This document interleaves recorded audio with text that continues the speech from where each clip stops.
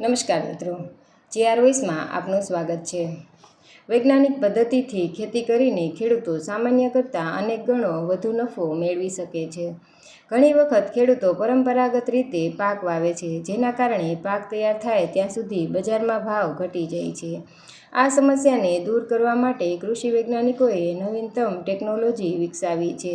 કૃષિ વૈજ્ઞાનિક ભૂપેન્દ્ર કુમારના જણાવ્યા અનુસાર સામાન્ય રીતે લોકો રવિ સિઝનમાં ડુંગળીની ખેતી શરૂ કરીને માર્ચ-એપ્રિલમાં પાક મળે છે, જેના કારણે ખેડૂતોને ખાસ નફો મળતો નથી। વૈજ્ઞાનિકોએ એવી જાતો વિકસાવી છે કે જેના દ્વારા ખેડૂતો વરસાદમાં પણ ડુંગળીની ખેતી કરીને વધુ નફો મેળવી શકે છે। કૃષિ વૈજ્ઞાનિક ભૂપેન્દ્ર કુમારના જણાવ્યા અનુસાર વરસાદમાં ડુંગળીની ખેતી માટે અરકા નિકેતન, અરકા કલ્યાણ, અનુ 25 જાતના બીજનો ઉપયોગ કરવો જોઈએ। મે મહિનાના અંતિમ સપ્તાહમાં બીજ વાવણી માટે તૈયાર કરવું। બીજને સીધી ધૂપથી બચાવવા માટે છાંયડો રાખવો। 1 હેક્ટર ડુંગળીની ખેતી માટે 8 થી 10 કિલો બીજની જરૂર પડે છે।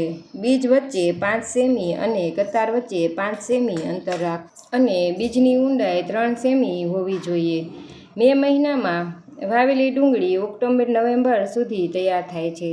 આ સમયે ડુંગળીનો ભાવ 80 થી 90 રૂપિયા પ્રતિ કિલો રહે છે, જેના કારણે ખેડૂતોને ઘણો નફો મળે છે।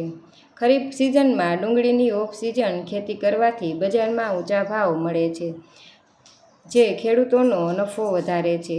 આ ઉપરાંત એગ્રીટેક કંપનીઓ અને એફપીઓ દ્વારા કોલ્ડ સ્ટોરેજ અને બજાર સુધીની સુવિધાઓનો લાભ લઈ શકાય છે।